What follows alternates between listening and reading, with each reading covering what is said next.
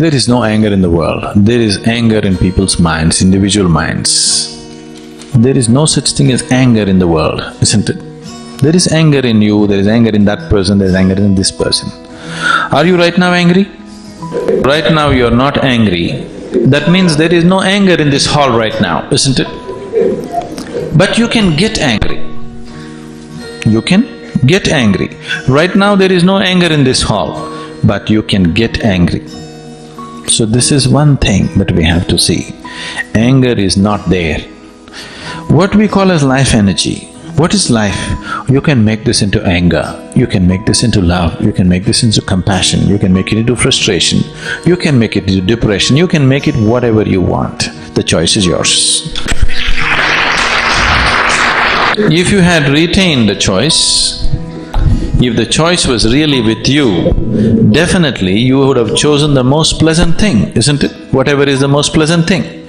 Generally people are talking about love, joy, blissfulness because people understand this as the most pleasant things in their life. All you're seeking is just this, please see. You may believe that you're seeking money, property, God, whatever. All that you're seeking is just this. You want to be pleasant in your body, in your mind, in your emotion and in your energies. This is all you're seeking. No, I am seeking God. No, if somebody has told you if you seek God, you will become ecstatic. No, I want to go to heaven. Somebody has told you heaven is a more pleasant place than this one, that's why you want to go there. Or you made a hell out of your life, whichever way. Fundamentally, you are seeking pleasantness, isn't it? Now, this same scientist, because he talked about Emerson using the word Brahma, this scientist tried to look for a word to name the chemical which is being received by the cannabis receptors in the brain. He wanted to give a unique name and he studied every scripture on the planet to find an appropriate name. And the most beautiful thing is, no scripture on the planet, except from India, ever talks about bliss and ecstasy. So, he called this chemical which is produced in the body as Anandamide. You know Ananda? Anandamide. So cannabis receptors are waiting to receive Anandamide. How much Anandamide you produce in this system, that is how blissful you will be. If you take it in the form of an injection, you will become an addict. But if you generate your own Anandamide, you will be blissful always. So if you're blissful, would you be angry? No. Anger, life has found expression in the form of anger only because this life is not blissful, isn't it? If this was blissful every moment of its existence, question of anger or controlling anger or putting anger down doesn't even arise within you, isn't it? So, what is needed is, yes, there are situations in the world which may be causing anger, but I'm telling you, if you eliminate one situation, another situation will pop up.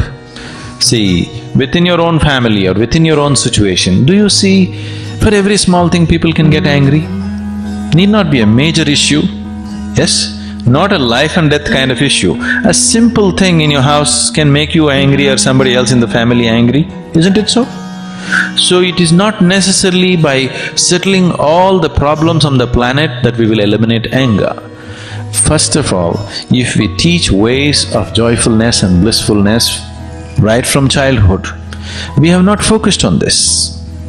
As a humanity, we have not focused on making our children joyful.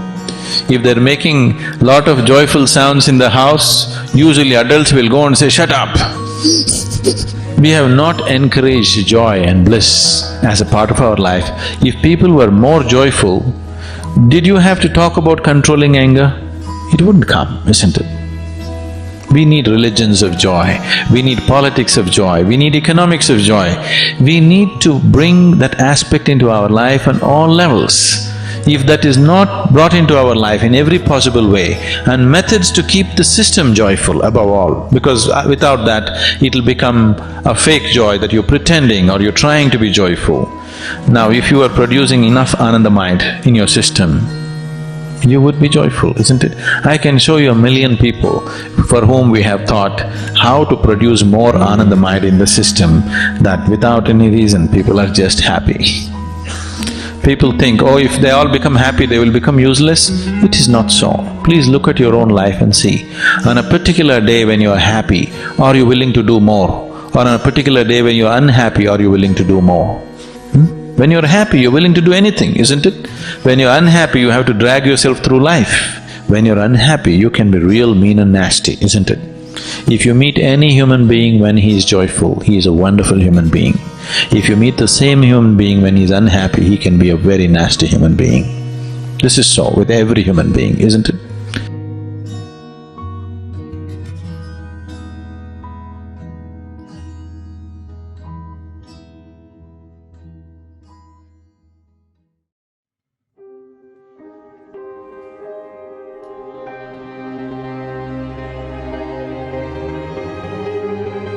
Anger is one of the most powerful human emotions.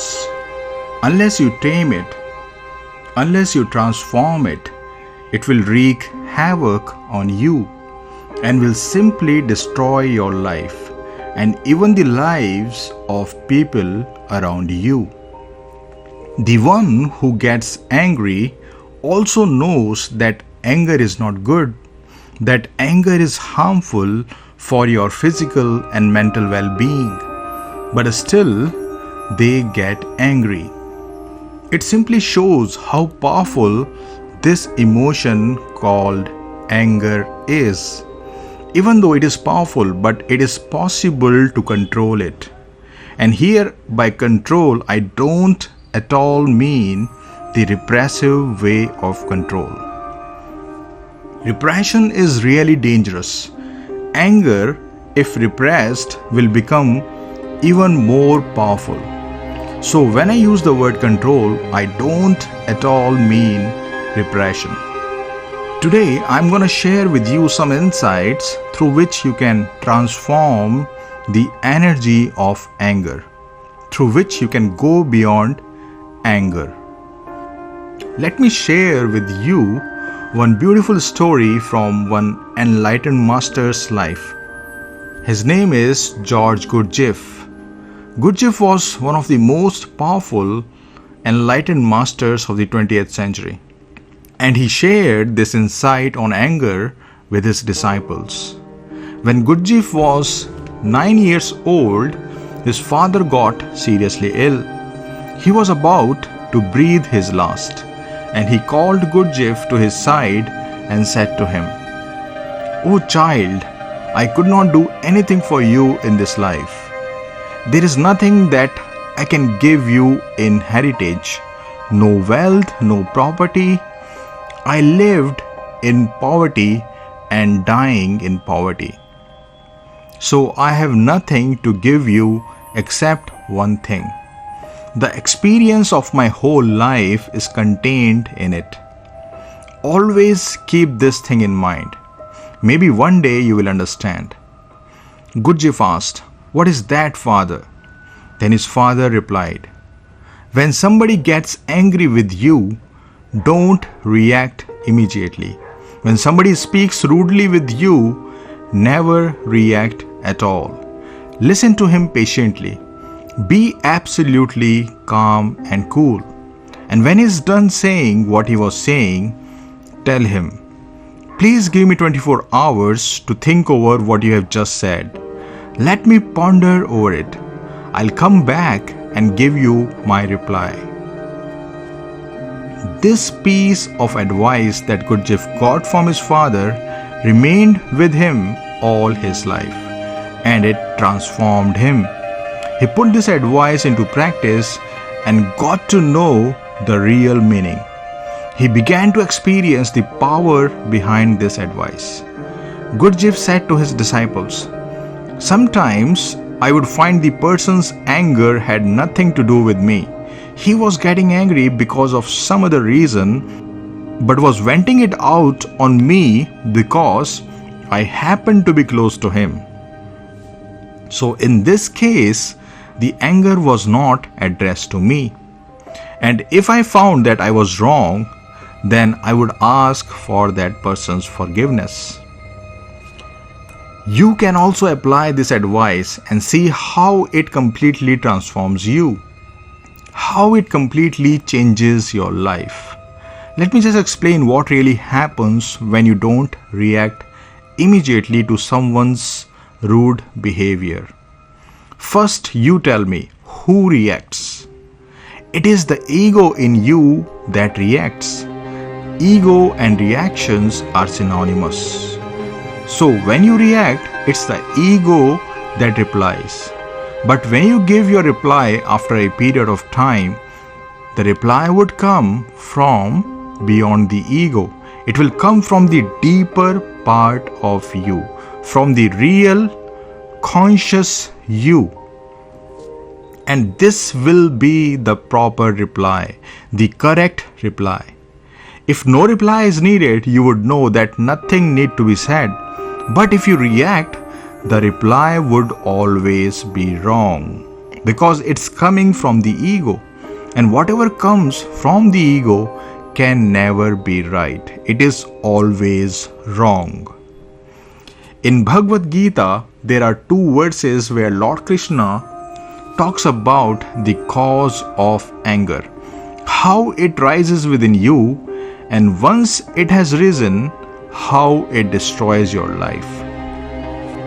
The first verse says, when you see a sense object, you form an attachment for it. When the attachment is formed, the desire to possess that object rises. And when someone obstructs that desire of yours, anger emerges. For example, take anything which you want to get in this world.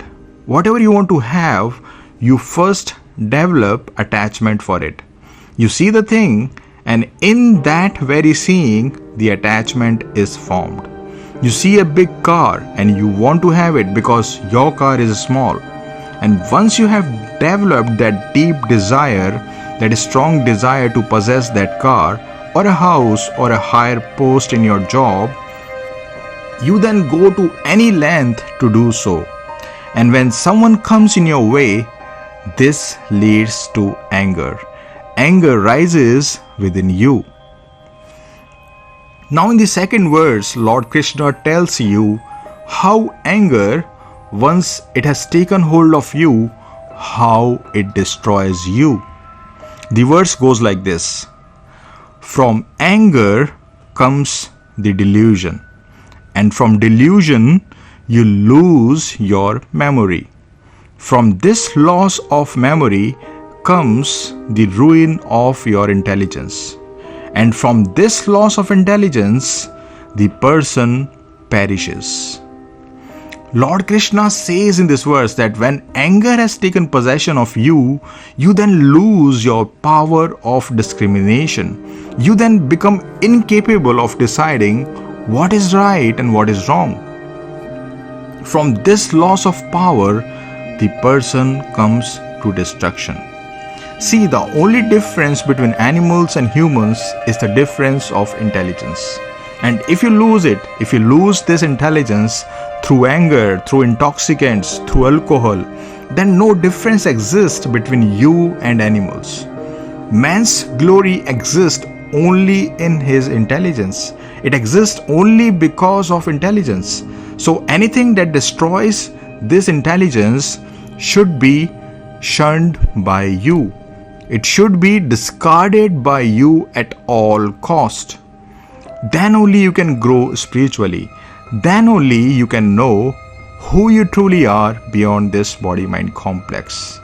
Then only you can realize your divine, infinite nature.